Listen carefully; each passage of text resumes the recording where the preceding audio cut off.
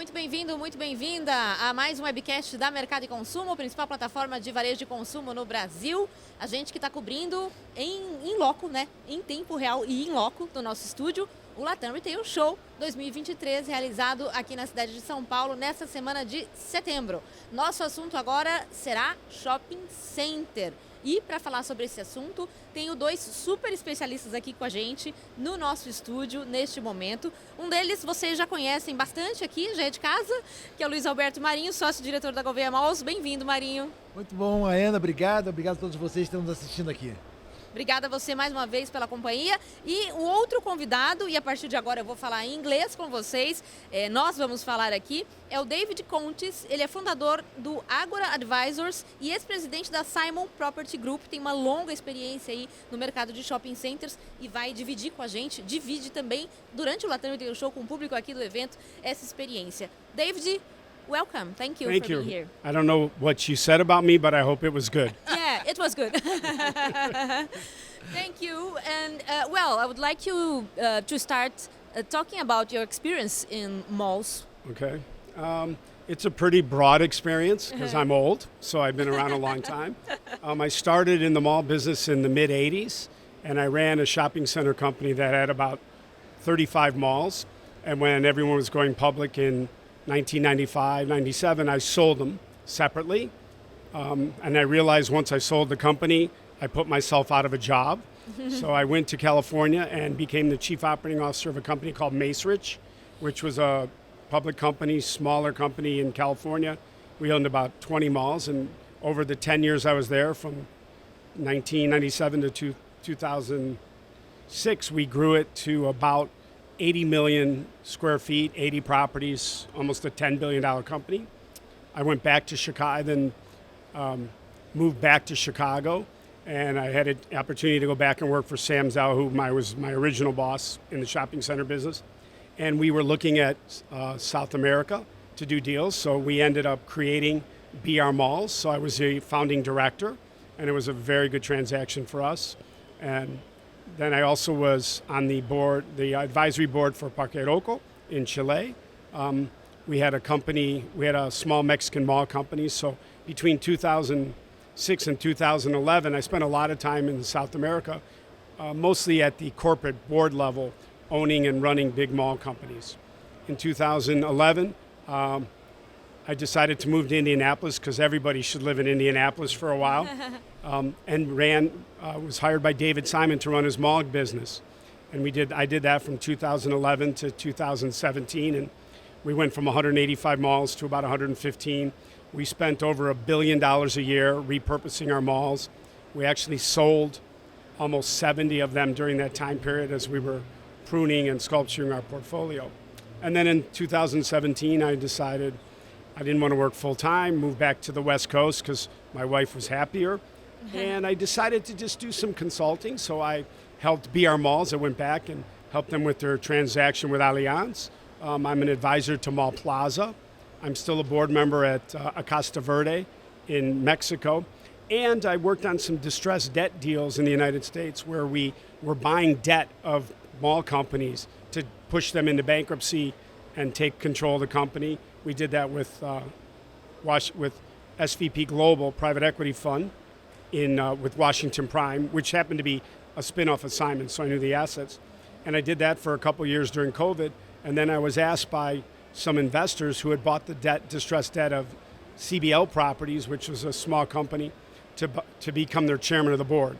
So I took over as chairman about a year ago, and we're really basically a mall company, but we're really we continue to fix up the balance sheet. So really about, sadly to say, 40 years of experience in the mall business. So I've seen the ups, the downs, and the changes. Great, David.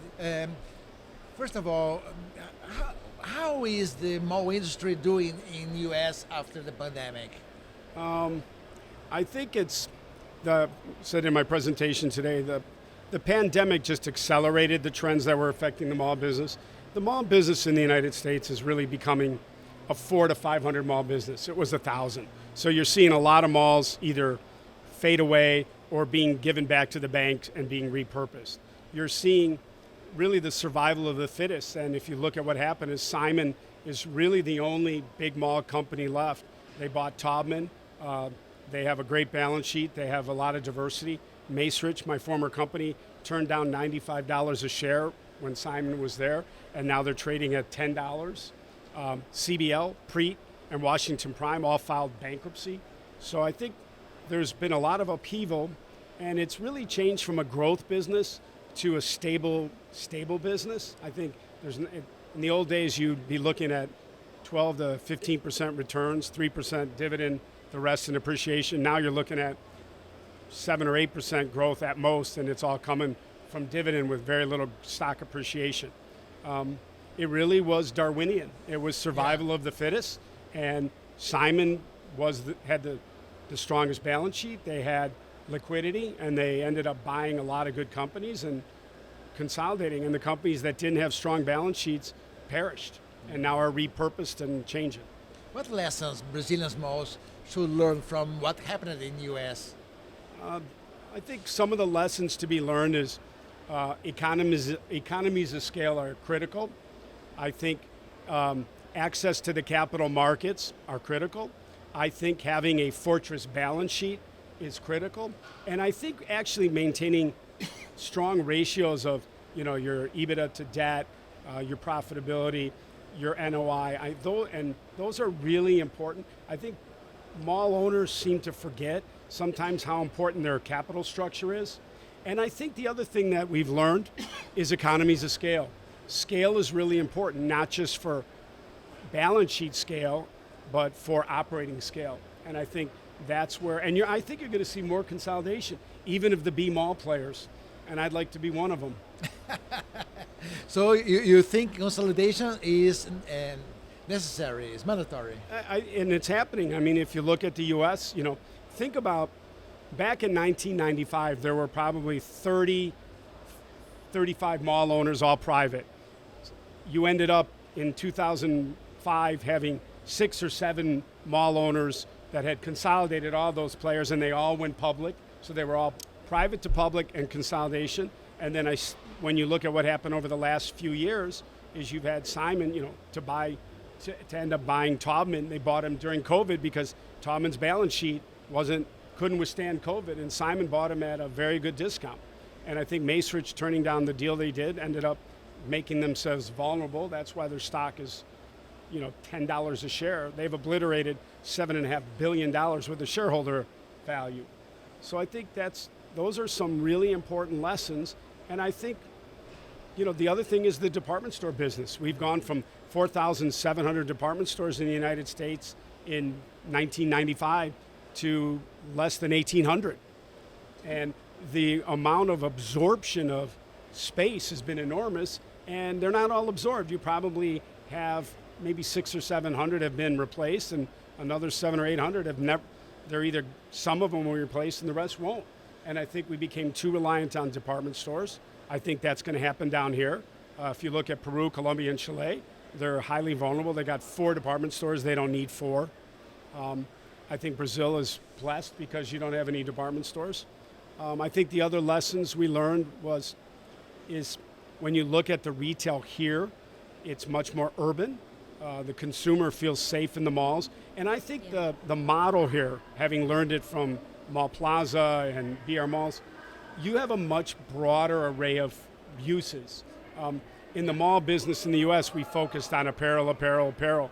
And I think it was part of the demise. One of the keys to the business here is you allow your customers to come to the mall many times for many different reasons. One day they come for medical, another time they come to go to the grocery store, another time they go to the movie theater and restaurants. And I think the United States has learned that lesson, and we're densifying our assets, residential, and a lot of things that you do here well.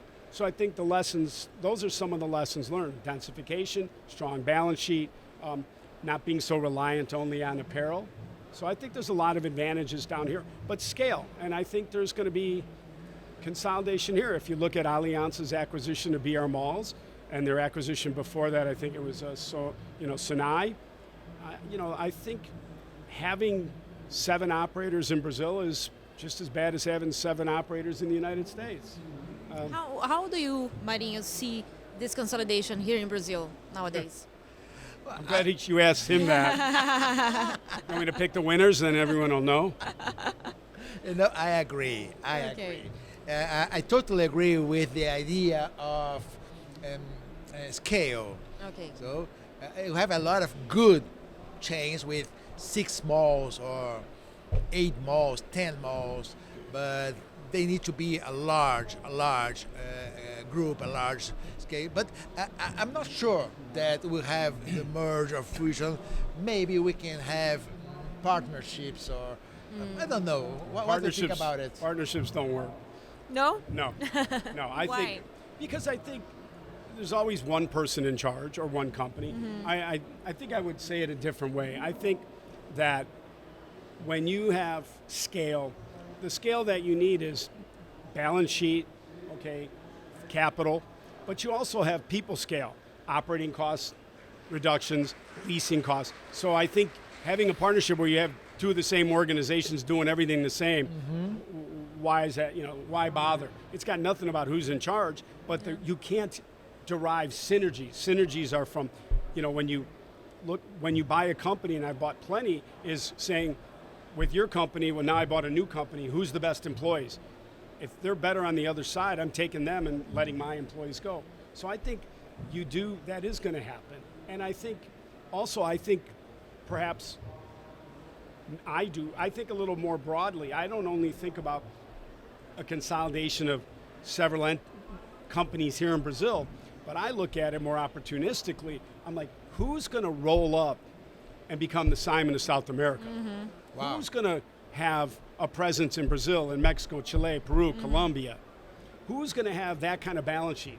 Who's going to migrate their capital structure to the New York Stock Exchange? Who's going to be able to provide that kind of liquidity to their investors?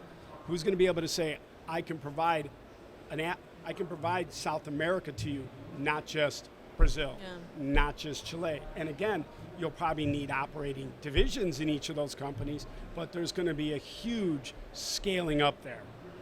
So that's what I'm looking to do in the next part of my life. Let's talk about digital.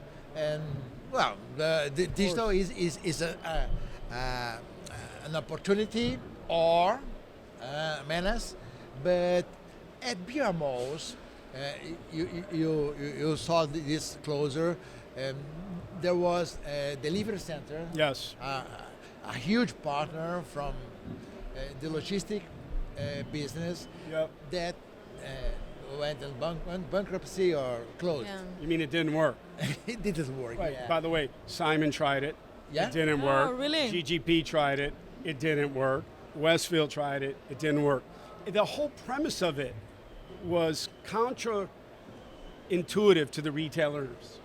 A retailer who's selling something online and wants to deliver from the store. Think about this. If you're a retailer, let's pretend you're Nordstrom, and a customer goes online and buys, and they say they want to pick up in store. First of all, you're really happy because you've got a lot of logistical savings right there. Sure. But second of all, that customer's coming into your store. Good. You have a 30% chance that customer is going to walk around and purchase something. Yeah. On a delivery center, what you're telling the Nordstrom customer and Nordstrom is, hey, let me drop it off somewhere else so we can ship it from somewhere else, and you never get to see your customer. Yeah. Or, and by the way, don't come here. Yeah, don't come to our store. Or by the way, let me take your customer and put them to the delivery center, just like you put Saks Fifth Avenue's customer and put in the delivery center. And you should never touch your customers. And by the way, you may, if you're a delivery center person, you may be giving Saks Nordstrom customers and Nordstrom Saks. That was just a broken premise. And it wasn't like, I told the BR Mall guys, been there, done that, and I failed miserably. But, look, there's a certain amount of R&D you need to do. It made some sense. I think, on the other hand, you could look at one of BR Mall's success was the fact that they took their digital advertising and they said, I have a presence. I can roll out advertising in my mall, but I could provide advertising throughout the region to people. That was good. So I think digital is really important. And one of the trends that happen in the United States is that these digitally native brands have recognized the value of physical real estate. I'm not saying they're going to do in the old days. In the U.S., you would have a 500 store model. Today, it's probably 200. Hence, why there's fewer malls.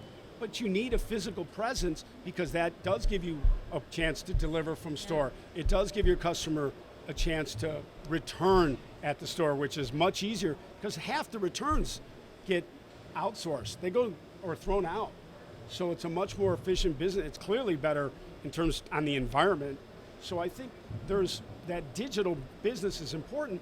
And what's also happened is if you talk to the major retailers in the U.S., because we're far advanced than you guys are in terms of digital delivery, they recognize that sometimes that the physical store helps the internet. Yeah. It creates a very good, symbiotic relationship, and that's been really helpful. So I think, when Nordstrom or Macy's closes a store, they notice a drop-off in sales in that zip code, and that's helped us. That's not to say you're going to need, the department stores are going to need more stores. They're going to be more efficient, and they can use, you have to serve the customer the way she wants to be served. That means if she wants to buy online and ship to home, she will. If she wants to buy online and ship to store, she will. If she's at the store and she wants to buy it there, she will. If she's at the store and they don't have it, she wants the luxury of knowing ship to store or ship to home. And I think those are trends you're going to see. Retail sales prior to the pandemic online were about 20, call it 16%. And over the COVID times, it's got to about 27. But what you're seeing is that it's now, the growth is no longer like a hockey stick. It's now much more, 3, maybe 8% growth a year. And I think that there's some number, if it's 27, maybe the real number becomes 35 or 36, but you're seeing that slow down. Last question. Only one more? Thank you. Just one more. Please, what do you think about this Simon's strategy to buy some retailers that were struggling in U.S.? Everybody, I want to be, not that I want to be David Simon, but having sat next to him for 7 years and being his partner for 25 years, it was probably one of the most brilliant moves he's ever made, and the market doesn't understand it. And no matter how many times David tried to explain it, the market still didn't get it. You need to think about Simon as a machine that produces $1 billion a year in free cash flow. Think about that, $1 billion a year in free cash flow. He looked at JCPenney's, Forever 21, Brooks Brothers, and a bunch of other retailers and said, I'm going to think like a private equity guy, not like a mall guy. He wasn't buying those retailers to save them or to keep his occupancy up. Sure, that was a byproduct. David was being opportunistic, just like he bought Taubman on the cheap. David looked at that and said, and I'm just making up numbers, I can spend $1 billion, which I'm not spending on renovations. We were spending $1 billion a year in capital. He wasn't spending that during the pandemic, and said, I can spend $1 billion. I'm buying these companies. I'm going to fix their G&A. I'm going to close their stores. I'm going to make them more efficient. I'm going to get all my money back in 2 or 3 years, and now I own them for no money, and I'm probably going to make 2 times my investment. As a private equity guy, which I've been, David said, wow, I can invest $1 billion, I can get my $1 billion back and make $1 billion in cash, or whatever the number is. And the market didn't understand that. Now, part of that is David put some of their earnings in his FFO. He could have put it below the line, and he could have just focused the market on, this is an investment, it's helping these retailers. I'm going to make money. B, I'm going to help a few retailers that have a reason to exist. And 3, which he never said to anybody, is owning the retailers.